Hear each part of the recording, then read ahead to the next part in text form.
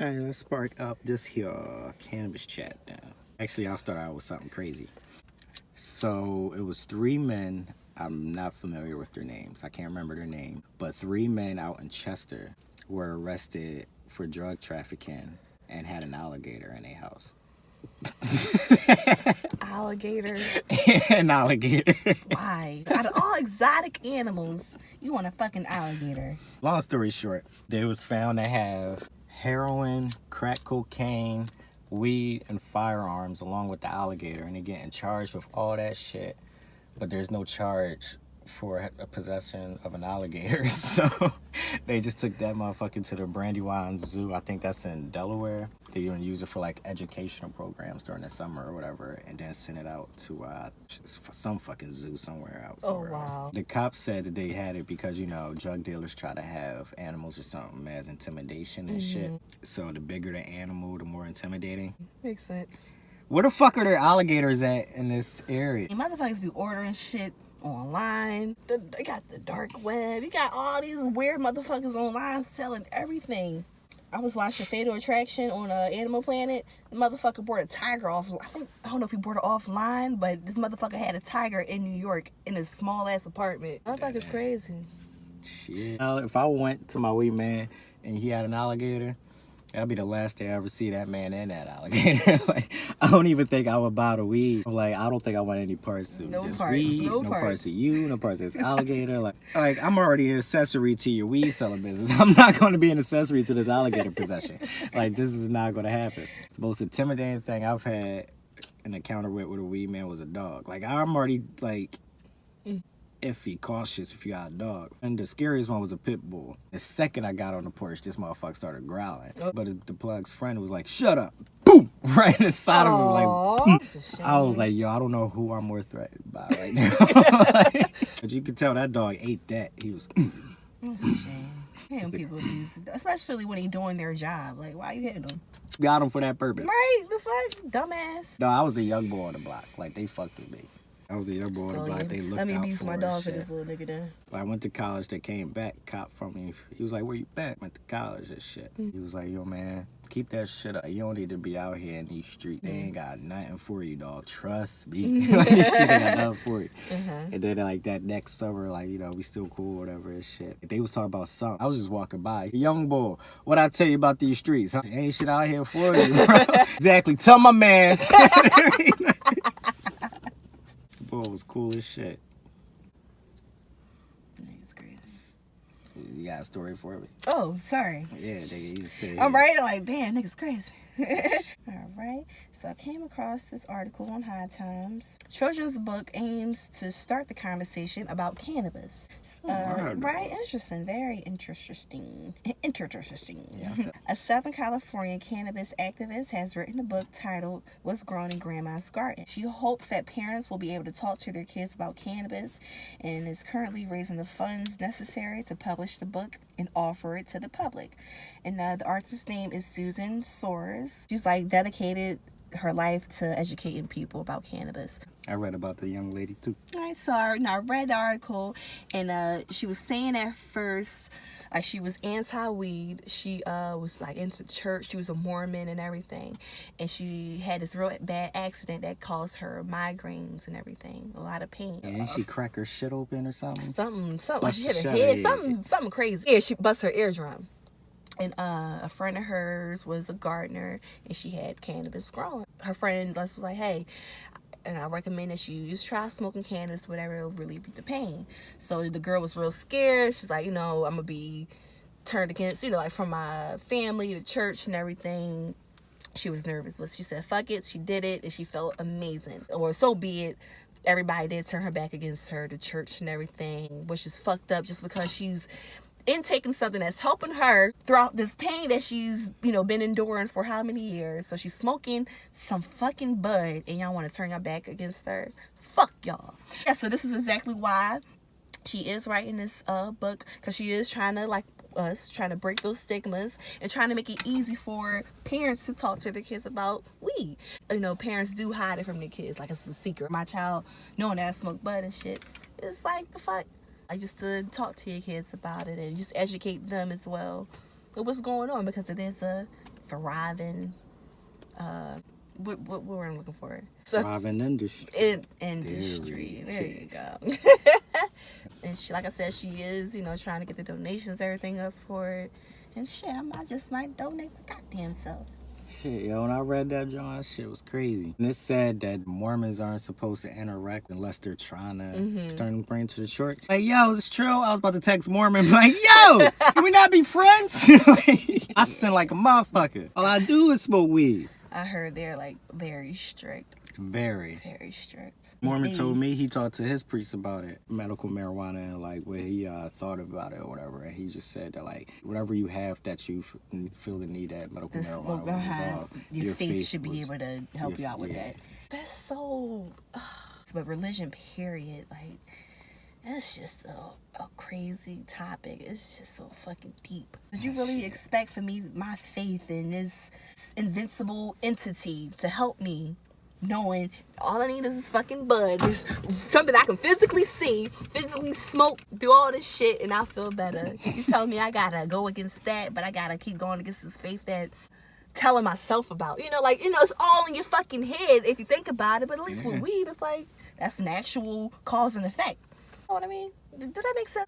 It makes a lot of sense. I have a lot of, like you said, that's a whole nother topic. I have a lot of thoughts when it comes to religion. My whole overview of religion is just, all of it is the same. It's just somewhere along the line, y'all had a disagreement. So it was like that broke off into this.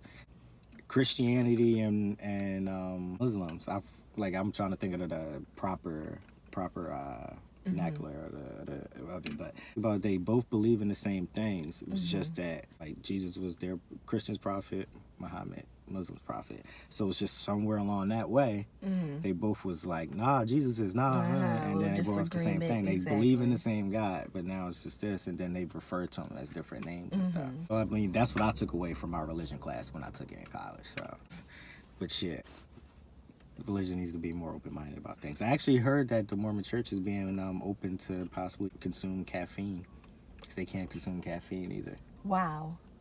Damn. Yeah, that's deep. I didn't know they weren't able to drink caffeine. That's crazy. Wow. That's a lot of things. I could go deeper into it, but yeah. Back to Susan Soares and her brilliant idea to make this children's book. It's what's growing in Grandma's garden. Exactly. And I think that is just so cute, though. And even the premise of the story, too. Like, boy gardening his grandma, loves gardening with her, and then she shows him the greenhouse. And it's like, look but don't touch, and like explains it to him what it does. Like, that's really dope. Titty. So remember you was talking about a tiger? Yes. A Texas resident enters an abandoned home to smoke, and they find a tiger inside. So the person who went to smoke is unidentified, but he was like looking for somewhere to smoke, right? Yeah. He was like, oh, bet, this abandoned home. They toke up in that John's chill. He goes up in that John. The second he walks in, sees the tiger. Immediately calls the cops and everything, and they thought it was a joke.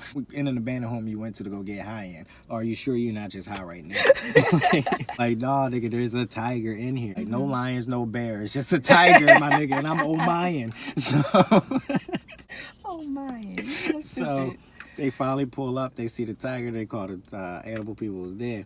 But the crazy thing is, it was concerning because the tiger was in a cage that and was overweight, right? This cage was too tiny for him. Like, That's they had a shame. packages of like meat there for the tiger so he wouldn't starve, but it was still in poor conditions and shit. So they took it away to go. They say where it go. The livestock animal service unit. Yeah, I don't know where the fuck they took it, but the Houston's Barks Animal Shelter. But yeah, like you said, there's an illegal market for that shit for tigers. I didn't know it was a website. I ain't saying about a website, but they say like animals get smuggled in from Mexico to the United States and shit. Like, what? It's sad what these animals be going through. For real. I was like, there's tigers in America? Like, Yeah. I thought them motherfuckers was only like in Asia. No, these motherfuckers be tripping over here. And it's funny because when I came across this story, it was the actual little video on Instagram. I didn't read across like a news article, and I didn't watch it because I just felt so bad because they kept showing the tiger. I was like, oh, you're so fat in that cage. I said, I cannot. It just looks so miserable, and I just stopped looking at it. I didn't know that's how they filmed the tiger, though. That's crazy. I would have let the tiger out. Because if you a little fragile and everything, you know it ain't me. You know it ain't me. I just walked up in this bitch. I'm like, I'm going to come up to you all compassion. Oh, no. And then, like, I'll be like Brother Nature up in that joint. Lay your head on my lap while I smoke this blunt. I'm on the ground. Hey, got my nigga up in here waiting for the lions and the bears. Hey. That should have been lit. Crazy. But why these gonna abandon the goddamn tiger there? Like, take him with you. For real. Like, get that motherfucker a leash. If you really don't go out your way to get this motherfucker, take that motherfucker on the walk. Or get it in a bigger cage. Let it have the basement. Like, something. You know? Give it the master bedroom. Exactly. Like, Just don't leave him in the cage. Like, that shit's ridiculous. You got another word you want me to take it? I got another one. Here it is. It's very interesting read.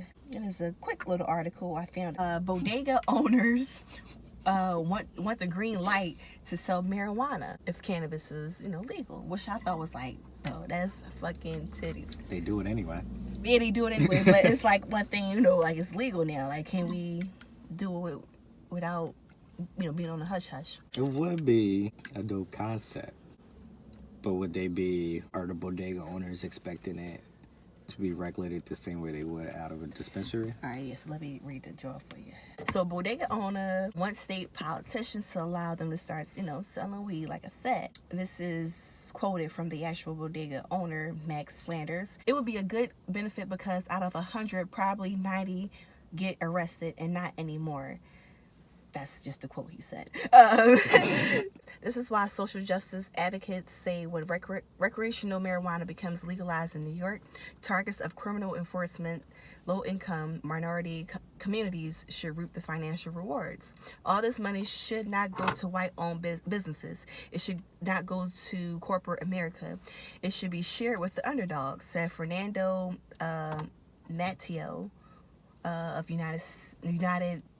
the Bodegas of America. So bodega owners want Governor Andrew to allow all bodegas to get a piece of the action. Right now, we sell cigarettes, we sell beer, we are highly regulated. There's no reason why we cannot be included in the packaging, distribution, and sale of marijuana. So he basically want a piece of that pie, like I was saying. They should at least give them something. Like, let them have some stock. Like, pack of joint subs, some blue rocks, anything. And it says small businesses advocates say it is precisely what will prevent big corporations from muscling out mom and pop, operations, which is true. Like bodegas, they've been around forever. So you're gonna get these dispensaries taking in all the businesses, and got other little stores that will, like other little shit that bodegas sell. Somebody, it's gonna go somewhere else in spending money. So bodegas like, hey, let's get a little piece of that action with this legal weed shit, bringing more customers. We still alive. Boom, boom, boom. Everybody happy. I ain't mad at it. Me neither. I just think they need to have it on a smaller scale though. I don't think they should have all that shit. Whole variety of. Yeah, you gotta be having dabs and all this other shit in there. It's a bodega. Everything in there is simplified. It should be convenient. Yeah, exactly. So whatever that. If you need a moon rock, if you need a pack of joints, whatever, you need a pre-roll, whatever, that's what it's there for. That's how lines get held up. What if a motherfucker just in there trying to get a hoagie in a daze and a motherfucker up there sniffing different strains and shit? It needs to just be very, very simple. And especially because some of these areas I can imagine some of these bodegas is in, do you want that type of attraction for real? And I agree.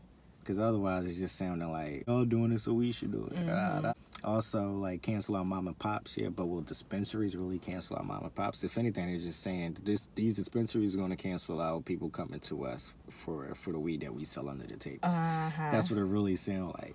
The trap probably just be like, yo, let us do this for real anyway. Because y'all know we do it. Right. So if they coming at it with that approach, we could be, because they say there's mom and pop dispensaries out there. These Walmart Corporation of Cannabis dispensaries are going to shut out the mom and pop ones. They just want to keep selling their shit on a legal scale. Yeah, which I ain't mad at it. Once again, just gotta approach it right. Cause boy, in that article sounded very just like that. It's like, y'all doing this, why can't we do it? Y'all making money, right? Piece of the pie and shit. Yeah. Come correct, boy. You need a PR person. See, do Oz has another. That was in New York, right? Mm-hmm. So cool. I'm gonna stick to New York. New York is considering a ban on drug testing potential employees for cannabis. Long story short, they're hoping to get ahead of the issue before the question of testing employees for legal substances becomes an actual problem. And with the legalization going down and everything, the councilman Jumaine Williams has a bill that aims to end the workplace drug tests for THC as a condition of employment, or for most jobs, at least. It wouldn't apply for state or federal contractors and those sensitive jobs, driving, operating heavy machinery, stuff like that. Yeah. Everyone else, however, Williams' bill the practice of testing potential employees for THC, and with New York quickly toward an adult use legalization, Williams says it doesn't make sense that this would be something that would prevent someone from getting gainful employment. This is fucking titties and goddamn true. Because even went on to say in the article, just because you have smoked weed a month ago doesn't affect your job today. Basically, your recreational activity shouldn't affect your job. Exactly, and it shouldn't. It should not. Same thing with like coke and shit. Like you can do coke and that shit out your system in 2-3 days. The fuck? You can't judge somebody because of that, because it's out their system. But just because somebody got some weed and they shit, oh, you can't work here. That's nutty. Fuck that. Sometimes you banned from even applying to that job anymore if they find some shit. Every time I see a job, like, are you willing to take a drug test for this? Nope. I just close the tab. Obviously, I'm not gonna waste my time or yours. Because I really don't know where to get clean pee from anybody, and then even if I did, I don't really know how to smuggle it. From what I've seen, people always stand over there and watch you or some shit. I move around too sporadically to keep a little baggie of pee in my pants. That shit'll pop. Can you imagine just a warm bag of pee on your neck against your skin that ain't yours? Some get on you? Girl, imagine that. So yeah, that shit shouldn't affect your job. I've been saying that for years. Now it's being legalized. Why should people be still get tested for drug tested for that? And that could also be motherfuckers' medicine. So I can't work here because I got Crohn's and I use medical marijuana. Make sure I feel good. Make sure I can come to work and shit. All right, fuck you, bitch. Hope the person you do hire is the least significant candidate to me. I hope their resume lacking, it shows in their work ethic. You bitch. One more if you got one. Hit me with something else. All right, it's just a quick read. Shout out to Frida Grass for this because they reposted this one. So I was like, bet. I'm going to talk about this. New Jersey, after months of negotiation, Governor Phil Murphy and the Senate President Stephen Sweeney have reached a framework of marijuana legalization that could send a bill to a legislative vote this month. Okay, so they moving fast. Everything that we talked about for months now about what they was going to do, they're finally going to do, and they got the taxes right for it now. And because of this is exactly why, once it's legal, I'm going to keep going to my weed, man. What is the percentage tax on this? The taxes are the same as if it was a regular purchase or whatever. The biggest change of the Roosevelt monitoring deal is the overhaul. Oh, it's an overhaul of taxation system of marijuana. Instead of simply levying a sales tax on legal weed, the state would instead impose a flat rate of $42 per ounce of marijuana, according to the New Jersey Advanced Media Report. The flat rate is important as it means marijuana users will pay the same tax rate no matter what. $42 for an ounce, $21 for a half ounce, $10.50 for a quarter ounce, $5.25 for an eighth. Okay, I guess that's not that bad. When I first read this, I thought it was $42 was the tax, so it would be oh wait, so it would still be that, right? Yeah. So for example, a $42 tax on $300 ounce is essentially a 14% tax. So then I would make your shit was $342 for an ounce. Even now that I get it, it's a flat tax, that is a little bit more convenient. But nigga. It's still double the price of what you would pay. Yes. No. I'm good. If they do that shit in PA, I remember when I said I'm only going to go to the dispensary if my boy acting up. I wait. I'll probably go get a lollipop or something from the dispensary, probably a little edible. But shit, I'm going to support black-owned businesses. Exactly. Go to Bang and Top. Not to mention tax-free. I had another one about a presidential candidate. What's her name? Kamala Harris. She talked about smoking weed in the past or whatever, but the article wasn't really about much. Because she was essentially just on the Breakfast Club. Charlamagne asked her if she ever smoked weed. She said, yeah. He said, did you inhale? She said, of course, something like that. So, but she went on talking about it, and it was about how we need to legalize it because the benefits and how it's like the impact on it's made on the black community and people of color and the discrimination, all that shit, the targeting, like all that shit needs to, like we need to kill that shit and legalize the shit. So that's essentially what the article and the interview on the Breakfast Club was about. So then they went into her whole past. She wasn't always for weed. Like shut the fuck up. So and apparently she has a very strong sex worker policy that she wants to initiate, probably making it legal or something. Really? Which again, I'm not opposed to. It's like just like weed, man. If you want to sell weed, I remember hearing this. But it wasn't her that said it. It was a guy, right? That said that. Some other woman, some surgeon general or some shit. Surgeon general, senator, councilwoman, something. Some dumb broad. I was like, got two chicks out here say that shit. But shit, you might as well. Women are out here doing it anyway, risking their life too. Can imagine what is it, the black market. So I mean, like go ahead. Like it's thriving in Vegas, it's thriving in Amsterdam, and people just go in and shit. Do what you gotta do. Do what you want. Yep. And it's a thriving business, and because people would be willing to pay for it. So and there's women who love to have sex. So then why not be paid for it? And then if you want to have sex and you think that's the only way you gotta do it, then why not pay for it? There's do whatever the fuck you want to do with your money, dog. So risky. And that's why it's just make it legal, dog. And then that way they can have better access to health care, so that way like they're exposed, like have a high exposition or whatever to STDs and shit. So they can have better access to health care, exposure, exploitation. But yeah, they have very high risk, so like give them better access to health care, shit like that. It was just essentially like, let's just stop being dumb about all this extra shit, all this, like remove the stigmas for all this shit. Like people do what the fuck they want to do. So at the same time, this is America, land of the free, but we put so much stigma and people with limits on what motherfuckers can actually do. Yep. That's why I should say fuck it. So I'll ask that.